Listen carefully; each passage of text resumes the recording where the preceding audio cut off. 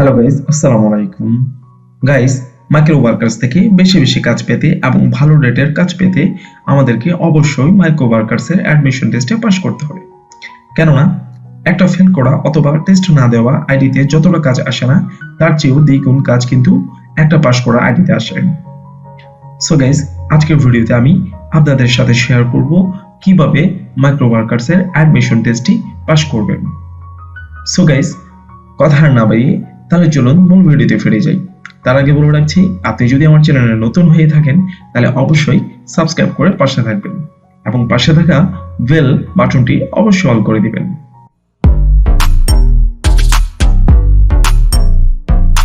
Guys, আপনারা দেখতে পাচ্ছেন আমার আইডি থেকে অ্যাডমিশন টেস্ট দেওয়া হয়েছিল এবং সেটি পাস করা আছে। সো গাইস, আপনারাও এখানে যখন অ্যাডমিশন টেস্ট দিতে যাবেন তখন আপনারা 8টি কোয়েশ্চেন পাবেন। ওই 8টি কোয়েশ্চেন থেকে 3টি কোয়েশ্চেন থাকবে মাইক্রো ওয়ার্কার সম্পর্কে। মাইক্রো ওয়ার্কার্সের সেই কোয়েশ্চেনগুলোর অ্যান্সার আমরা কোত্থেকে পাবো সেটা জানতে আমরা চলে যাব এফএকিউতে। মাইক্রো ওয়ার্কার্সের যে 8টি কোয়েশ্চেন থেকে যে 3টি কোয়েশ্চেন মাইক্রো ওয়ার্কার্স থেকে থাকবে, সেই 3টি কোয়েশ্চেন এখান থেকেই হয়ে থাকে এই এফএকিউ থেকে। তাই আমরা মাইক্রো ওয়ার্কার্সে যখন অ্যাডমিশন টেস্ট দিতে যাব তখন আমরা অবশ্যই এই এফএকিউটা ভালোভাবে পড়ে নিব, সম্পূর্ণটি ভালোভাবে পড়ে নিব। তাহলে আমরা ইনশাআল্লাহ ওই যে 3টি কোয়েশ্চেন আসবে এখান থেকে, সেই 3টি কোয়েশ্চেন অ্যান্সার আমরা খুব সুন্দরভাবে ইজিলি দিতে পারবো। বাকি যে 5টি কোয়েশ্চেন এসে থাকে সেই 5টি কোয়েশ্চেনগুলো সাধারণত গ্রামাটিক্যাল ইউজেসের হয়ে থাকে, আর কিছু কোয়েশ্চেন থাকে ইংলিশ সিনোনিমসের। সো আমরা যারা একটু ইংলিশে দুর্বল আছি, যারা আমরা এগুলো ভাবছি যে সলভ করতে পারবো না, তাদের জন্য রয়েছে কিছু ট্রিক্স।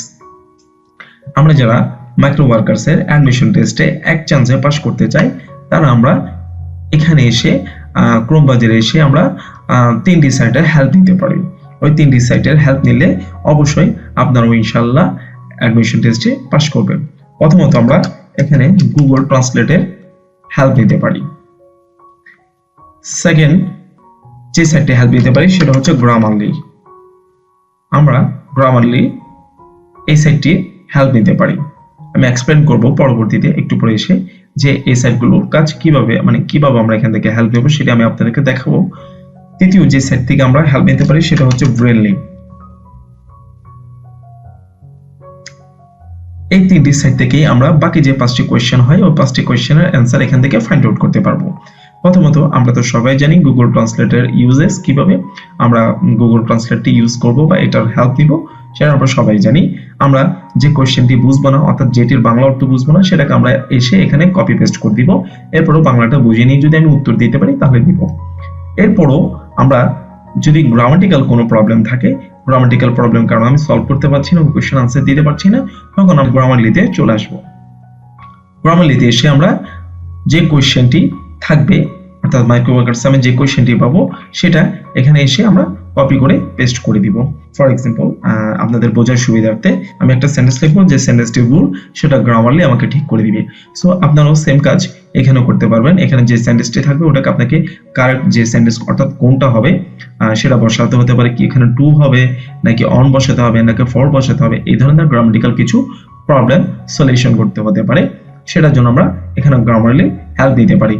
ফর এক্সাম্পল, আমি এখানে লিখলাম I has a pen, actually এটা হবে আই হ্যাভ এ পেন। দেখি এটা গ্রামারলি কারেক্ট করে দিতে পারি কিনা।